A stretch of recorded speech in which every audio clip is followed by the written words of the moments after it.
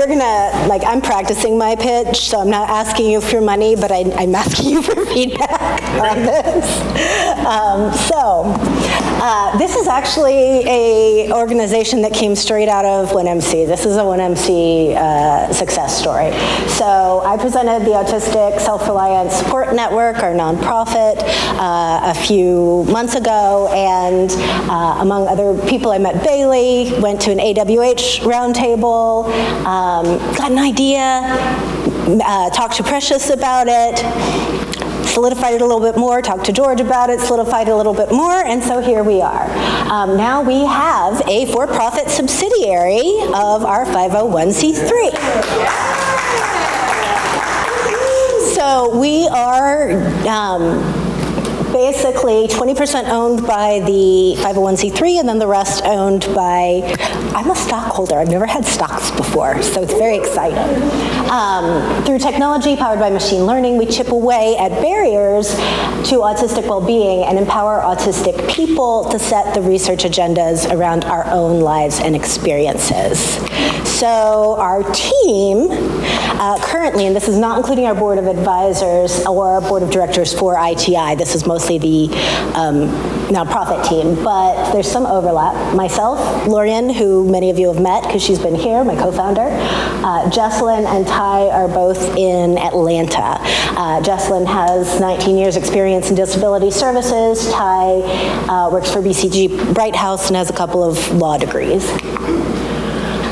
So real quick, a little explanation of what exactly, people don't understand what autism is. So we're using differences, not disorder. The DSM-5 does use the language of disorder, it sucks. But a neurodevelopmental difference in which the brain retains an atypical number of active synapses. So our brains are overconnected, and then that leads to a lot of other things. ADHD has a lot in common with autism. There's a high overlap. So you get a difference in how we process the world and make sense of things, and then also a cluster of identifiable and lifelong traits and behaviors. Autistic adults often prefer identity-first language, so I am going to be saying autistic through this, not a person with autism. And an allistic person is anyone who is not autistic. That doesn't mean they're not neurodivergent, just not autistic. Okay? All right, here's the pitch. So, we got a problem, and we got a solution. The problem is that adult diagnosis doesn't translate to any tangible assistance. And more adults are getting diagnosed, especially since the pandemic. It was happening, increasing beforehand, but it's really taken off since then. And our solution is to develop assistive apps to improve autistic adults' lives and outcomes. So, our products, which are conceptual at this point. We give autistic people evidence-based tools to help them thrive along their non-autistic peers. And our product is going to be a suite of apps that address common barriers to autistic people's full participation in society. These don't exist. Like, there's nothing out there that's actually designed for there's nothing for autistic adults. There's some stuff for autistic children that's basically on trying to make you reduce behaviors that are unwanted, right? All right, so we've got 5 app ideas. I'm going to gloss them quickly because I want to stay at my 6 minutes. We've got Danger Will Robinson, which logs environmental data and then alerts you if you're in danger of sensory overload. We've got Food with Friends, which searches restaurant menus for safe foods and rates sensory environments. Users can submit sensory rankings, so then you can know if I go to this restaurant, can I get just a plain bowl of rice and not want to die because everything's so loud, or there's a flashing light.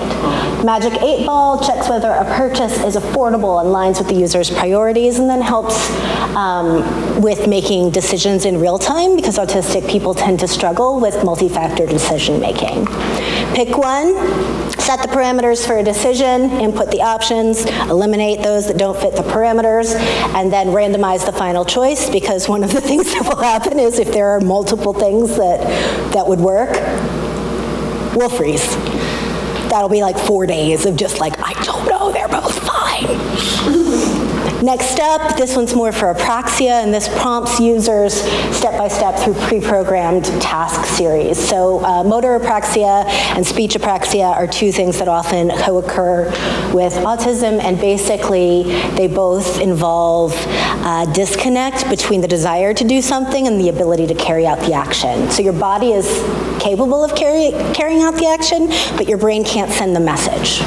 So I've heard people refer to it as Simon Says, like, unless Simon tells me to do it, I can't do it. I can sit there, I can know I want to do it, I have to do it. So as simple things as like making macaroni and cheese, if you can prompt yourself through the steps, you eliminate a relationship with a caregiver who has to prompt you through. So it takes you to the next level for independence.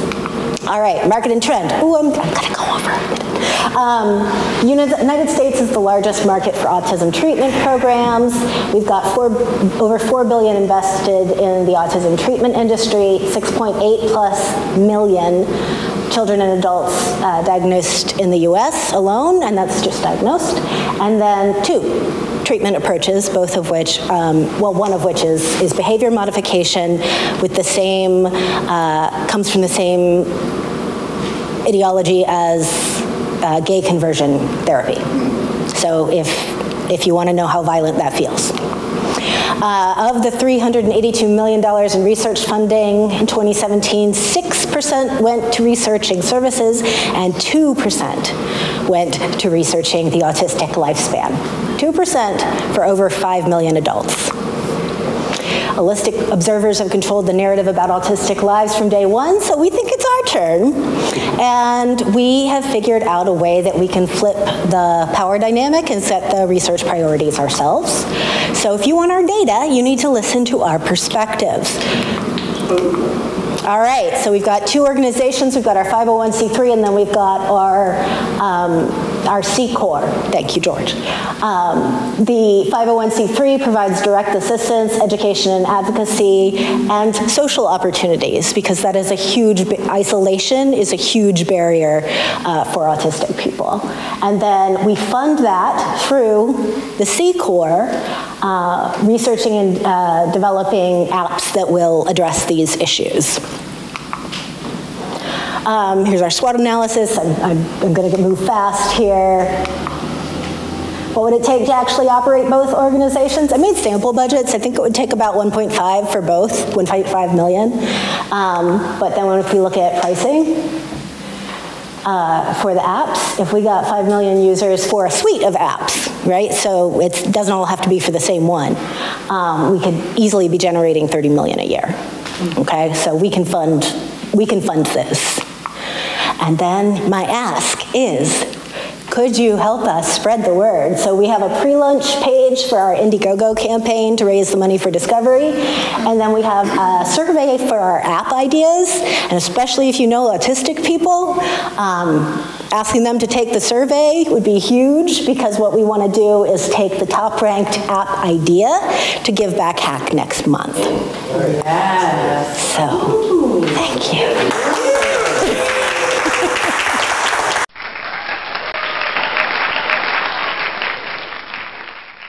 My name's Gwen. I am with a company called Clarus R+D. I see some familiar faces and some new faces, so thanks for sitting here and listening to this. I'm not an entrepreneur. I am in the R&D tax credit field, which applies to a lot of entrepreneurs, especially small entrepreneurs who are primarily in tech, which a lot of us are. Not me personally. I'm not a tech savvy person, but I'm here to make your lives easier, hopefully.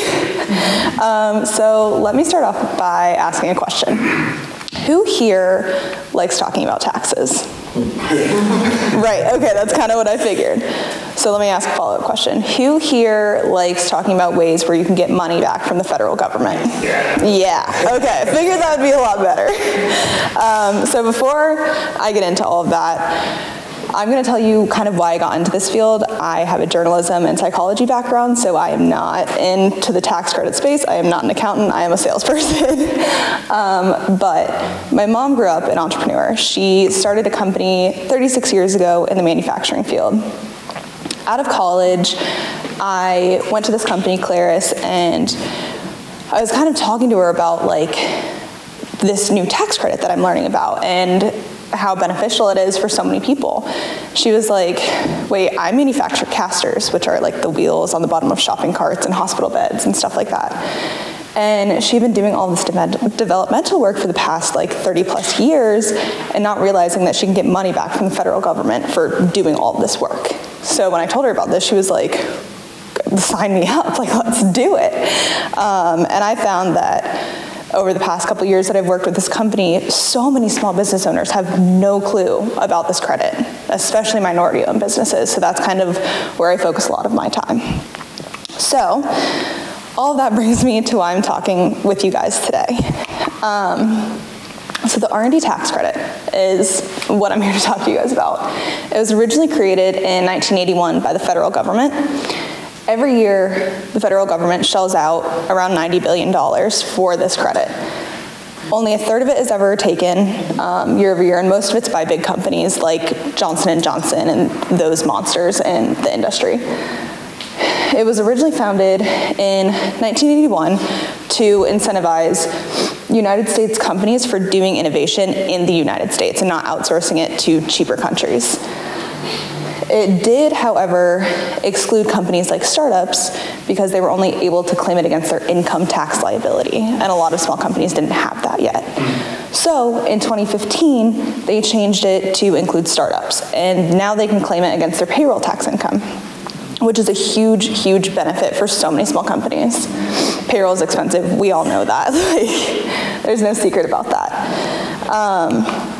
So you're probably wondering, like, this is so cool, like how do I take advantage of that? Maybe you're not thinking it's cool, but you're like, okay, this is nice to hear about. I think it's cool. So there is a 4-part test that you have to pass per the IRS. So the first part of this, I'm going out of order on the screen, so just follow with me. You have to have, your work has to be technological in nature. It cannot be based off of the soft sciences like psychology and marketing. It has to be biotechnology, biosciences, physical sciences, computer science, and engineering. So once you check that one off, you're good. The second part is that you have to have some sort of uncertainty that you're testing. So asking questions like, how can we create this product, or how can we make it better than what's already on the market? And then the third question is you have to have a process of experimentation. So think all the way back to middle school and high school where your science teacher was like droning on and on about the scientific method. That's applicable here. I know that was a long time ago. But you're looking at different hypotheses and looking at alternative ways to create this product, this idea that you have. Lastly, you have to have permitted purpose. You need increased function, increased quality, etc. So now that we got this 4-part test down and you pass all the parts, you're probably like, okay, cool, well what goes into this? Like how much money am I gonna get back? So you can claim it against, or you'll get back 7 to 10% of your QRE, so your qualified research expenditures or expenses. You can claim it in 3 ways. First is going to be your wages, and it's often the largest portion of the credit. It'll be your W-2 Box 1 employees, so your product developers, your engineers, and their direct superiors. So that's a hefty amount of money. The second part is your contractors or your 1099s. You have to make sure that you own the intellectual property of whatever your 1099s are creating for you. You also need to be at the financial risk, so it means like, if it doesn't get made, then you don't get the product and you're out money. So that's kind of like a little twist that we typically see. The last part are your supplies. So you guys can read the definition on there, but if I were to create a new cup to make it hold ice longer than this cup will, the new cup that I'm creating are the supplies that you would then be claiming it against. You can also claim it against your subscriptions, like to AWS or Azure or anything like that kind of thing. Okay, so now I kind of just want to briefly walk you through kind of like the process that you can expect. This is more specific to my company, but it'll look the same for other SaaS-based companies as well. So first step is that you'll probably talk to someone like me to set up an appointment with one of our sales consultants. when you have that appointment with your sales consultants, it will typically just be like pre-qualifying you, asking you what you do on a day-to-day basis, what projects you're working on, what your spend was last year, what your spend was this year, and what you're looking to spend in the next couple of years, just to get an idea if the credit's worth it for you. We'll kind of walk you through the 4-part test again, but a little bit more in depth. After that first initial free consultation that we have, you will then get an engagement letter if you decide to move forward. Once you sign that, you will have a kickoff call, which means that you will meet your R&D tax expert that's associated with your business on our team. And they'll walk you through the platform that we have, answer any tax-specific questions that you have that maybe our sales consultant couldn't ask you or answer for you. And then after that, you go through the process, you go through the platform, answer questions. It really is simple. Like, I'm not an accountant, and I've made multiple studies just to see if I could do it. After that, everything's completed. You get your tax forms, and then you submit your business income tax forms to your CPA or accountant or whomever. If you want to claim it with your CPA, it is a little bit different. It's more of a manual process. Typically, they will have like a team of CPAs and accountants come in, do it more of like an interview style, and kind of sit down with your product developers, engineers, and ask them what they do on a day-to-day basis. They'll take your payroll information and then go back to their office, create the study, and then send it back to you once it's ready to file. Both are great options, and we highly recommend, even if you don't work with us, just claim your credit, because it's a huge benefit, and who doesn't want money back for the work they're already doing? So I know that was a lot to throw at you guys for 9:45 in the morning, but I really appreciate you sitting through here, or through this conversation, and if you have any questions, I would be more than happy to answer them for you. If I can't answer them for you, I will send you over to someone on my team who can answer more tax-specific questions for you. This QR code just has more information about the credit in general, and also a scheduling link if you do want to have a conversation with our team. It is free, no pressure. If you just want to hear more about the credit, we'd love to talk to you guys. So, thanks. I'm sweating. Great. Okay, so both of you are going to be up here. You can bring a chair. You want it for questions. Hello. I should be talking to this, maybe. Okay, well, I'll get out of your way. But one more time. This was great. Both of you did great. Just learned a lot. So one thing I want to give feedback about your presentation real quick is that, coming from just my social worky background and stuff, and usually it's people-centered, people first, but I really appreciated you just explaining that, autistic people prefer to have that identity first. And so that was I appreciated that. What questions do we have? For Shannon? Either. Right. Yeah. Shannon, my question's for you. So I saw that your business model is B2C, so business to consumer. Yeah. So were I autistic, I would subscribe for X amount per month. Have you considered B2B? And my reason is this.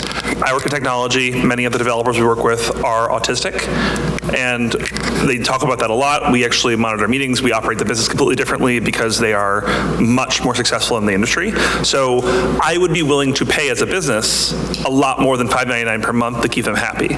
So have you considered that? Yes. Okay.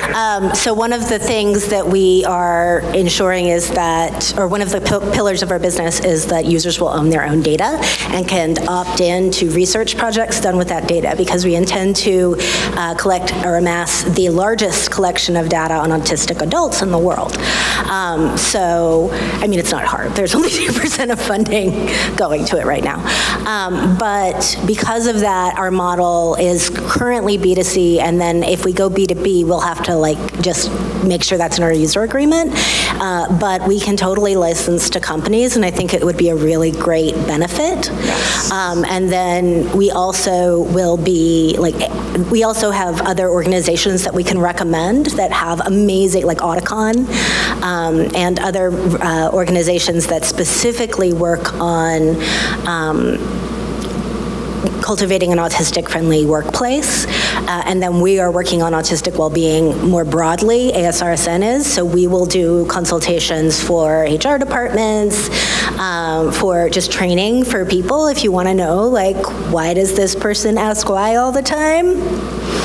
They're not questioning your authority, they're just trying to understand. And it's very hard for people to understand that when they're hearing it from the person who's asking why, because then they're defensive.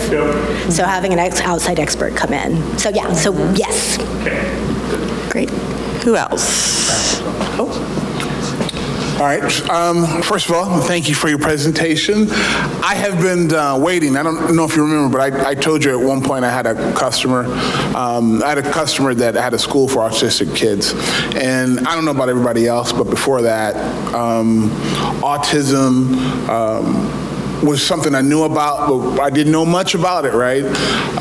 That time at that school, and it was a school from grade school to high school, I saw so many kids in such a large spectrum. I did not know how big the spectrum was and how many people were on it. So I am really excited because it changed my whole mindset seeing that a lot of people on the spectrum are very smart. They are very interesting people. You just have to know how to communicate with them. And they just know how to deal with this crazy world. So I'm excited. Also didn't know that you could buy stock in a nonprofit. Maybe it's the other one that... It's the C Corp. Thank you. Yeah. I will be doing that because I really see, and just education on it has grown so much over the last couple of years. It's just going to keep going. So thank you. And Gwen, thank you. I want you to know that your presentation was nice. And always know this, you are talking about something that people really want to, you know what I mean? If they're businesses, even entrepreneurs, getting money back, that's one thing that we'll listen. I've watched every slide in that. I've never seen it. All right, so I want you to know, remember that while you're doing that. It is interesting, it's not too long, and it looked good. And if Jason's gonna watch every slide, that's, yeah. Okay, well, who else? Okay, Mark. Thanks. You guys, both of you did terrific. Shannan, I had a quick question about the names of the products. So, I'm marketing. So some of those names are really kind of almost period oriented, like I know what Magic Ape, I understand that concept. Have you thought about how it's going to play, how some of those concepts are going to play with people who They're placeholder. No, totally. They're placeholder names. So as we develop the apps, then we'll open it up to the community to suggest names. Now, I will say that autistic people has a tendency, because we hyper-focus and we get very excited about things, to be big old nerds. So sometimes those period-focused names really resonate with the audience, but we will be asking people, like at every stage of this, we're just going to the community and asking. And I've got my first meeting with the Spellers and Advocacy, Spellers and Allies Advocacy Network next week. We're going to where they are and asking people, like, what do you want? When it's appropriate, not when they're doing their own business, but basically going where people are and saying, hey, we're doing this thing, what do you think? And so names will come out of that as well.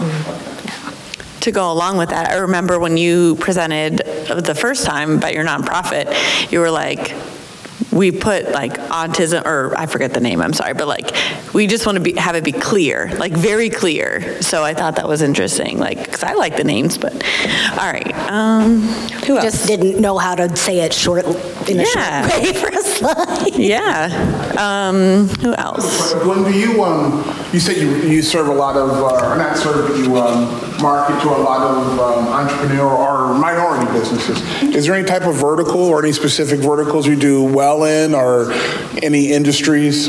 I know it's tech, but any specific? Yeah, the industries that we work with can be anything from, like, this is going to be kind of shocking, but from cosmetics to breweries to distilleries, coffee shops creating new beans, to manufacturing, tech, the typical people that you see in the white lab coats doing like the typical research. But we have started going to events like Cincy Black Tech Week, and I work a lot with women-owned businesses from my mom and her connections. So we work with pretty much any vertical to help any kind of industry. Like, it's so broad, the work that people do, that basically any industry can qualify for the credit, which is really nice. Yeah, so like, let's say the fashion industry, right? Yep. So if we've got somebody that's doing fashion, but they're doing it in a different way, right? Mm-hmm. Or maybe they're making a piece of clothing, or maybe they're spring printing a different way.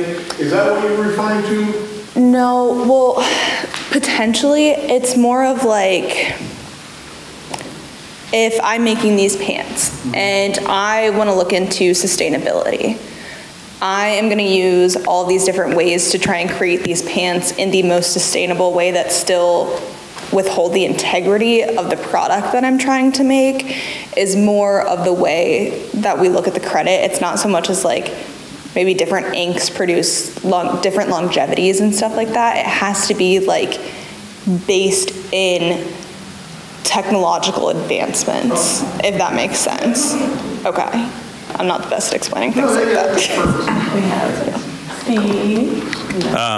So question on the R&D stuff. Wanted to know how you guys feel about the 2022 changes and how that's impacting the business, and just like what that means for businesses. But then also, kind of two-parted, any feedback on that, because I am meeting with a congressman next month about all this, because I think you're going to see the issue come to head after the October 20 filing date for corporate. Yes. So if you guys don't know what he's talking about, there were amateurization changes to Section 174. That is not directly correlated with the research and development tax credit. It is how you amateurize your income taxes. This is going to be super high level and really probably not what you're looking for, because I am not an accountant. So I apologize. We have seen a lot of our clients get really concerned that this change is reducing the benefit of the credit, when in reality it's, in a sense, heightening their income taxes, which makes it's like they're thinking like, oh, the credit doesn't mean anything anymore. It's not beneficial. When in reality, because their income taxes are going up, you would want the credit to then lower and kind of get them back to where they were before. So it's our clients are very frustrated. It's really impacting small businesses. And that's kind of, I'm not speaking on behalf of the company on behalf of Clarus, I'm speaking on behalf of myself, but it's really frustrating to see small businesses kind of being not taken advantage of, but not being looked at as equal to big businesses. So it is a little bit more frustrating in that regard, if that answered your question. Yeah, no, wow, you've done something one way for 40 plus years, and then and then the inclusion, like you said, in 2015 of startups, and then all of a sudden it's like changing the rules. So we feel that 2022 will be an anomaly, and then changes will be made for 2023. We are really, really hoping that gets overturned, just because it's so unfair for the small businesses, like all of you guys. Like, if you're getting taken advantage of by credit or by your income taxes, it's very disheartening, honestly. Okay, I have another question for Gwen. So I work in software. Okay. We develop all kinds of innovations in that space. Are we able to apply for this credit? Yes. Probably. So, software development companies are one of our biggest clients. They are the easiest because they own all of this IP. They're at financial risk. They're creating maybe new, like a 2.0 version of their platform or anything like that. So yes, but you have to make sure that you are owning the IP that you're creating. Cool. So yeah, software development's huge. Their AWS supplies box of the credit is typically one of the largest, and pretty much all of their employees are like software engineers or anything like that. So yeah, software development's great. So we should talk. Okay, yeah, definitely. I have a question for Shannon, or a thought. I don't really know. My brain's not working fully this morning. But, so you said right now there are no apps for autistic people in this regard. So like having ADHD, it feels like there are a bajillion apps that try to help us like manage our whole day and lives. And they're usually like, oh my gosh, there's this app, all the other ones don't work, they've been terrible, and like try this and spend your money and kind of take advantage on the like impulsivity factor. And so I just guess like I'm curious of your thoughts of like how to go about the marketing and all of that to make sure people can trust and just know that they can really rely on it. Part of it is going to be getting input from the community at every stage, including usability testing. And part of it is, I mean, I've done that. I have ADHD as well, and I have read every habit change book on the market. I have done every app, every financial, everything. And they're not really designed from, I find a lot of the time, from the neurodivergent perspective. They're designed based on the symptoms and the observation of the symptoms. So they work short-term, they don't work long-term. So in terms of, we're keeping the cost low at $5.99 a year. And if people want to opt into like sharing their data, then they could get that subsidized. Like they could, a researcher could pay that cost for them, so then they get it for free. So we want to have lots of models to make it either free or discounted, but also keep it a very reasonable price point. And then I think just generally, like, word will spread. Like, I don't want to speak for an entire community of very different people, but a lot of us like research. And that can also, like, even with the impulsivity piece, that kicks in a lot of times. So I'm right now, we're counting on a lot of people doing their homework, and if they don't, then we will like have a 7-day trial or something like that. We'll do something so that it's not hurting them. Okay, quick follow-up, and then Ski, and then Ashley, and then, so you said there's a lot of overlap with ADHD, and you just said you have both, or you identify with having both, and so will these apps, are they just going to focus on just autism, or how does the overlap, how will the apps support people who have that overlap? It's something like 70% of autistic people also fit the criteria for ADHD. That's how much overlap there is. So one of the questions in our survey is actually is how do you identify in terms of your autism, formally diagnosed, self-diagnosed, things like that. But one of the criteria, or one of the things we're looking at is, do you also have ADHD? Or you're not autistic, but you have ADHD? And we anticipate there's a huge overlap. 1% of the global population has ASD, autism spectrum differences. Okay, so then if you add in ADHD, the market is enormous. So we are focusing on autistic people and centering autistic people, which includes autistic people with ADHD. And then because we are a C Corp and we have that broader possibility of doing other things, like if we find people who have amazing ideas for apps that'll help ADHD, the key is we're not trying to do one app that fits everything or everybody. We're actually going with really niche products that are very simple to use, because a lot of us get overwhelmed or distracted very easily if there's too many options. Like, I'm paralyzed at Starbucks. The Starbucks drive-through is hell. Like, I never know what's on the menu, and so like things like that. But with an app, we want to keep everything as simple and streamlined as possible. So we're not focused on ADHD, but we are inclusive of ADHD.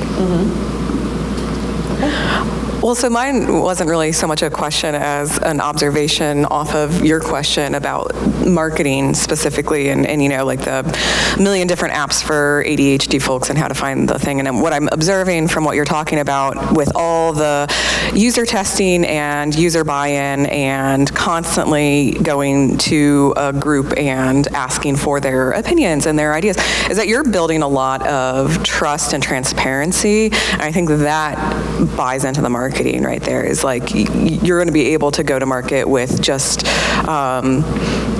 so much trust from the community in general that kind of like takes care of any question of as to whether or not this app was built with the best intentions. So not a question, just an observation.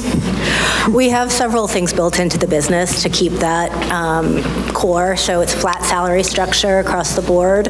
We're not having CEOs make 6 figures and data entry people make whatever is less than that, 4, 5 figures, thank you. Complex calculations, I can't think and talk at the same time. So we've got, and then we have the majority of the profit will be funneled into ASRSN and providing direct services to autistic people. So we're billing this as a social enterprise, and you can, when we allow equity, I don't know if it's stocks or shares, or I'm still learning, but when we allow other people to have equity in the company, one of the things they're going to need to sign on to is a certain share of that equity is then donated. So they can have the tax benefit of that, but there's a limit to how much. People have made too much money off of autistic people. Non-autistic people make so much money off of autistic people, and then autistic people are suffering, like actively suffering. There's a very high suicide rate for autistic adults. So we're asking people to be purpose-driven in their investing. So hopefully that'll help. I'm glad to see the hands coming up. Sorry, guys.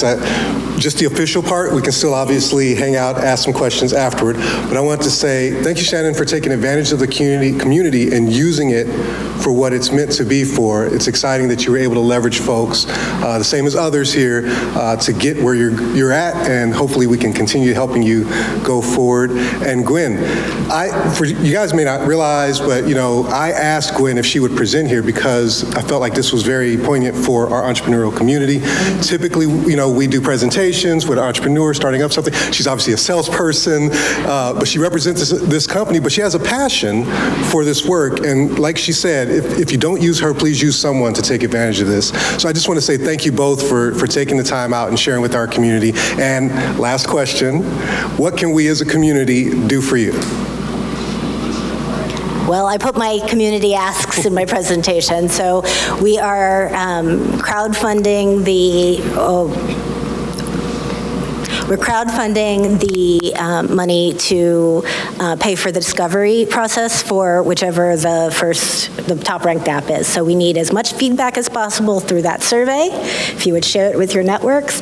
And then if we can get emails in that pre-launch page, we have a very low goal, it's $5,000, but we want to raise that from as many people as possible, like $1, $5 donations, because it shows the market and it shows the interest. So if we can get a lot of low donations, that's actually give us money, but we would prefer small donations from a high number of people. So that is actually, so spreading the word, because it does take a little bit to get that, and I don't actually like people, so I'm not sure how good I'm going to be at all of that. We're obviously not looking for donations to donate here, but we just want you guys to keep the conversation going about the R&D tax credit. This is something that is so beneficial to so many industries, so many people, and if you guys can just kind of spread the word about it, that's kind of all we ask for. That's why I'm here. I just want you guys to have the knowledge to further your businesses and further your passion. So thanks for listening to Taxes at 9 in the morning. Thank you, guys.